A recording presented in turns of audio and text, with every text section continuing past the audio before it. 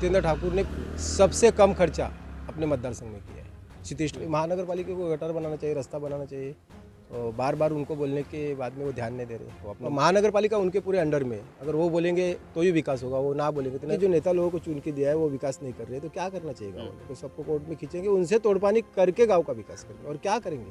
धनंजय के गावड़ेसरी का आदमी 200-500 करोड़ रुपया कमा सकता है, तो हमें तो खाली 5 करोड़ की जरूरत है विकास के लिए, तो वो तो हम कैसे भी वसूल करें? जैसे आपकी यूपी में रहते हैं ना, डाकू लोग रहते हैं ना, अमीर को लूटो और गरीब को बांटो, वैसा जो भी है अनाधिकृत बांध का मालिक को लूटेंगे और गांव की सड़क रास्ता पूरा बना। अगर विकास के लिए आरटीआई भी मारना पड़ा और लोगों से तोड़पानी भी करना पड़ा तो हम लोग पीछे नहीं हटेंगे। महानगर पालिका काम तो हमने कर दिया 50%। हो गया 10 बार बात हो गया, बहुत टाइम गए, और बेइज्जती होके आने से अच्छा अपना खुद का पैसा खर्चा करके अपने गाँव का विकास करो। नमस्कार, मैं सचिन दीक्षित एक बार फिर से आप सभी के सामने हाजिर हूँ। इस वक्त मैं खड़ा हूँ एक ऐसे गाँव में जिसने महानगर पालिका का लंबे समय तक उन्हें मौका दिया, उनका इंतज़ार किया कि आखिर वो कब गांव में विकास की सड़कें बनाएंगे ताकि उन सड़कों पर गांव अपनी यात्रा को सरलतापूर्वक सुलभ कर सके। ये इंतज़ार चलता रहा लेकिन वो पूर्ण नहीं कर पाई। लेकिन इस बात को गंभीरता से गांव वालों ने ले लिया और गांव के जनार्दन पाटिल और जन्या मामा, सब जानते हैं उनको, उन्होंने इस गाँव की सड़क के निर्माण के लिए कदम आगे बढ़ाए और आज गाँव में 2 मुख्य सड़कें अपने धन से, अपने निजी पैसे से ये तैयार हो चुकी है। ये एक प्रकार से महानगर पालिका के चेहरे पर तमाचा है। आइए हम बात करते हैं जनार्दन पाटिल से, आखिर क्या नौबत आ गई, महानगर पालिका ने क्यों नहीं इनकी बात सुनी।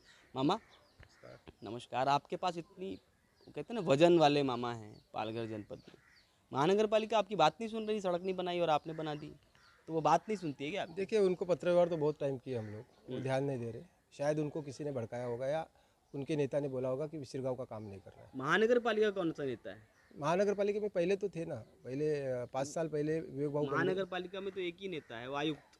अब भी प्रशासक है ना। पहले तो उनके नेता भी हैं क्या? 5 साल पहले विवेक बाबू पंडित की नगर सेवक थी संगीता पाटिल। उसके बाद में तब तो 5 साल कुछ विकास नहीं हुआ। बाद में लोगों ने हितेंद्र ठाकुर के ये अपना गवारी, दिलीप गवारी को चुन के दिया, और उसके बाद में 5 साल हो गए तो वो 5 साल कुछ विकास नहीं हुआ, कोई एक काम नहीं हुआ गांव का। उसके बाद में प्रशासक बैठा भी 3 साल हुआ, वहाँ हम लोग पत्र व्यवहार कर करके थक गए, वो ध्यान नहीं दे रहे, तो फिर करेंगे क्या? तो गाँव वाले ने सोचा कि सिर्फ अपना विकास अपन करेंगे। पहले तो एमएलए थे, उनसे बात कर लेते हो, तो आपके पुराने मित्र हैं, पहले उनके साथ में आपने लंबे समय तक काम किया, आपके मित्र थे, आप उनसे बात कर लेते, यहाँ के नगर सेवक पूर्व, उनसे बात कर लेते, आपकी बात मानी जाती शायद। हो गया 10 बार बात हो गया, बहुत टाइम गए, और बेइज्जती होके आने से अच्छा अपना खुद का पैसा खर्चा करके अपने गांव का विकास करो। क्या संदेश देना चाहते हैं आप? आमदार हितेंद्र ठाकुर यहाँ पे आ चुके हैं, उन्होंने कहा भी था कि इस गांव का विकास होना चाहिए था। तो उन्होंने तो 8 साल पहले आए थे, जब उनका लड़का इलेक्शन में खड़ा था तभी आए थे। तभी बोले कि 15 साल पहले मैं आया था तभी भी वैसा ही गाँव है, आज भी वही गाँव की कंडीशन है। उसके बाद में और 8 साल निकल गए, मतलब पूरा 23 साल हो गया। तो 23 साल तक अगर कोई गांव का विकास नहीं होता है तो पब्लिक कितना बर्दाश्त करेगी? वो तो कहते हैं उनके लोग विकास पुरुष हैं, वो लोक नेता हैं। तो अभी आप हमारे गांव में घूम रहे हैं, सामने देख रहे हैं क्या कंडीशन है गांव की।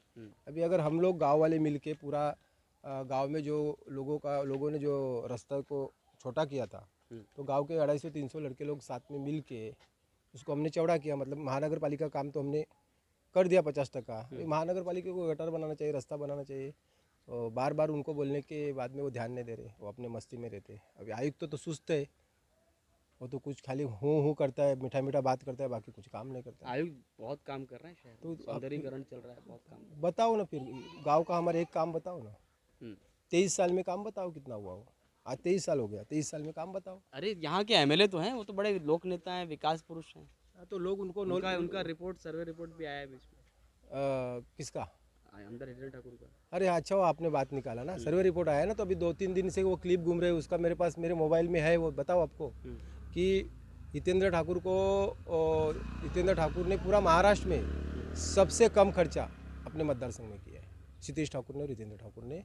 बल्कि उनमें 5-5 करोड़ रुपया उनको शायद निधि आया था, उसमें से तो दोनों मिलके भी 1 करोड़ नहीं किया, तो फिर क्या बोलेंगे? अभी तो विकास पुरुष तो है ना। तो अभी ये आप समझो, मैं क्या बोलूँ उसमें? अगर उन्होंने विकास का दिमाग में लेते तो यहाँ का आज वो जो पुराना गांव है, गांव के लोग यहाँ के प्रॉपर भूमिपुत्र है, जो उन्होंने उनको सब लोगों ने साथ दिया था पहले टाइम पे इलेक्शन में, तब तो चुन के आए थे ना।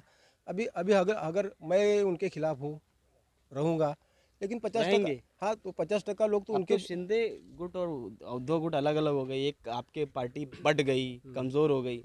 अब चले जाइए बहुजन विकास आघाड़ी में। तो मेरी पार्टी अगर कमजोर रहती तो बोईसर में इतना हम लोग सीट चुन के नहीं लाते थे ग्राम पंचायत का।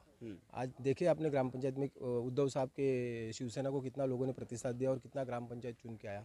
हमारा यही कहना है कि मैं पालघर जिले का नेतृत्व कर रहा हूँ और मेरे घर पे भी लोग आते हैं, मेरा घर है सामने, तो मुझे खुद शर्म लग रही थी कि लोग गाँव की आते सड़कें खराब है। खराब है।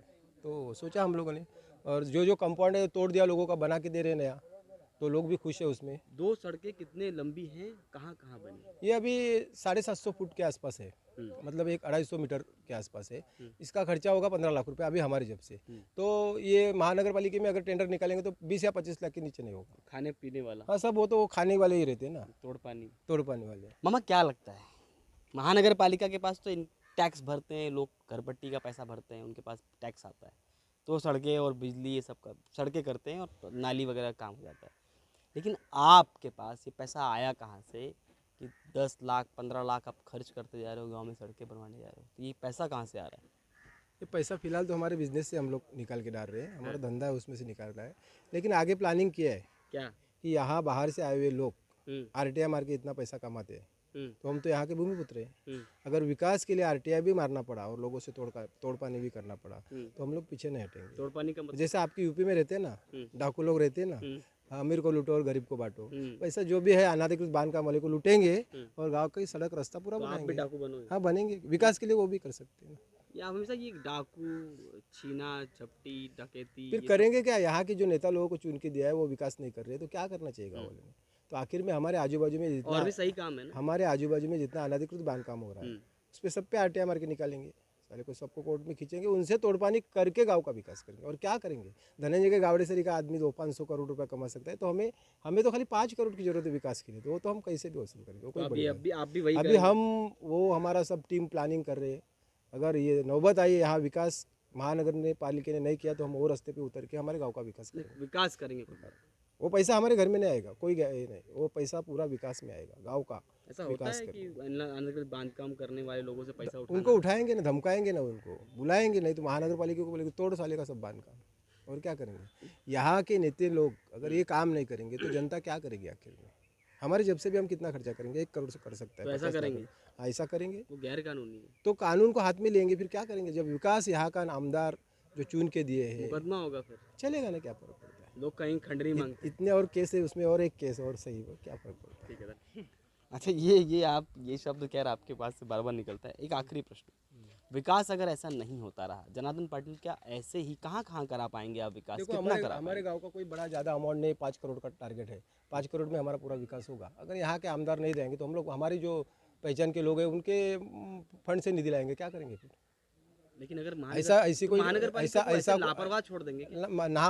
महानगर पालिका उनके पूरे अंडर में, अगर वो बोलेंगे तो ही विकास होगा, वो ना बोलेंगे तो नहीं होगा। तो आमदार फंड, कोई भी आमदार कहीं भी जगह पे अपना फंड दे सकता है। तो अभी हमारा पूरा प्लानिंग है कि हमारे कोई जान पहचान के आमदार है, उनका फंड हम गाँव में वापरेंगे। क्या मानते हैं कि इस तरह महानगर पालिका लापरवाह करती रहेगी और आप लोग कहीं और से धन भरे लाएंगे, लेकिन उनसे कहें नहीं करेंगे ना? वो महानगर पालिका के कान के नीचे जोर में लगा है, जोर से मतलब लगा है, लेकिन आवाज़ नहीं आ रहा है उनको। अब आएगा, अभी आएगा, आने वाले समय को दिखाई देंगे। चलिए, ये थे जनार्दन पाटिल। इनका साफ तौर पे कहना है कि आने वाले समय में विकास अगर नहीं पहुंचेगा तो महानगर पालिका को बात किया जाएगा और ठीक से बात किया जाएगा, उनके स्टाइल में किया जाएगा।